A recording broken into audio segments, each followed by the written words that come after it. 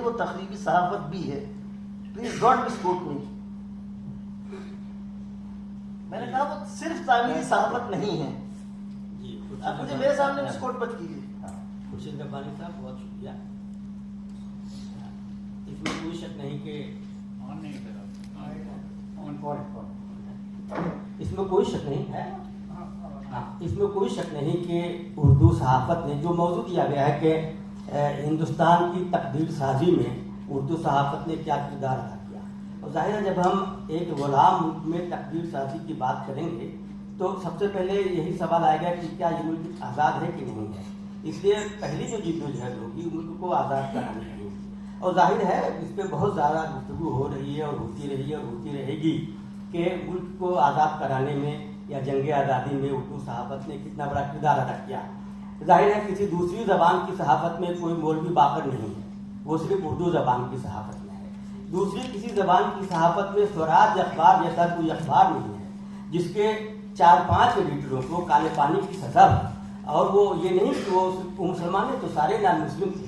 اور ایک editor jail جاتا تھا تو ایک دوسرے اخبار میں اشتہار چھپتا تھا کہ ہمیں ایک ایسے ایڈیٹر کی ضرورت ہے سوراج کے لیے جس کی تنخواہ ایک پیالہ پانی اور جو کی ایک روٹی ہوگی, اور وہ تنخواہ اسے جیل میں ملتی.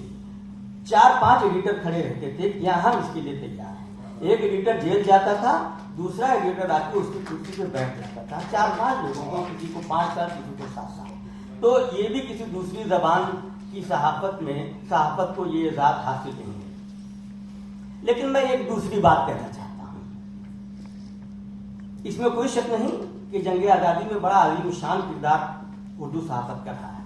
لیکن اردو صحافت نے صرف جنگ آزادی کا ہی کردار ادا نہیں, جنگ آزادی میں مجاہد کا ہی کردار ادا نہیں کیا, بلکہ وہ زندگی کے تمام تر شعبوں پہ وہ اثر انداز ہوا.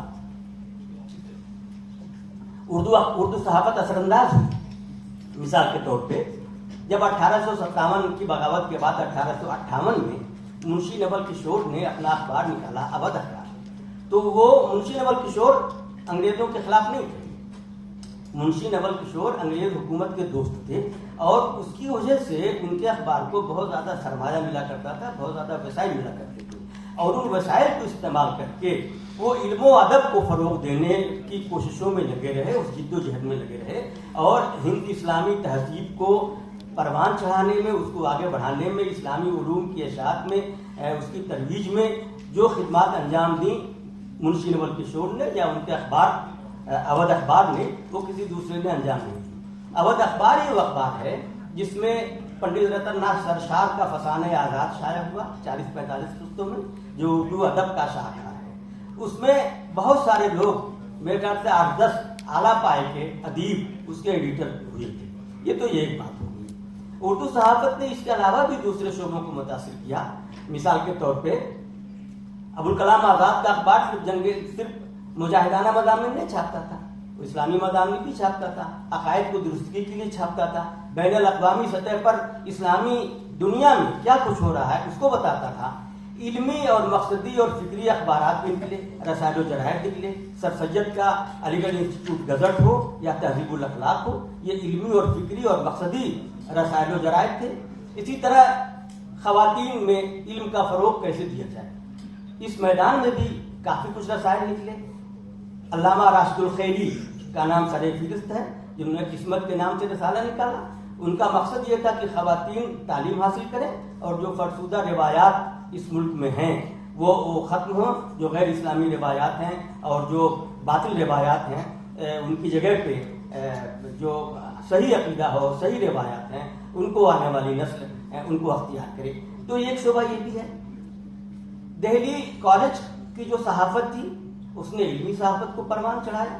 فوائد الناظرین اور قرآن الصادین, اور قرآن الصادین کے ایڈیٹر پنڈت دھرم نارائن بھاسکر تھے, فوائد الناظرین کے ایڈیٹر ماسٹر رام چندر تھے.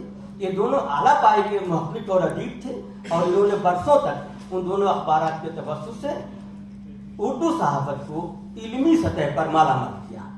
وہ ظاہر ان دونوں کے انگریزی حکومت سے بھی اچھے تعلقات تھے, اور یہی وجہ کی بعد میں برٹش حکومت نے ان دونوں صحافیوں کی خدمات حاصل کی اور اپنے اخبارات نکلوائے اور ان کو رائے بہادر اور دوسرے خطابات سے بھی نوازا.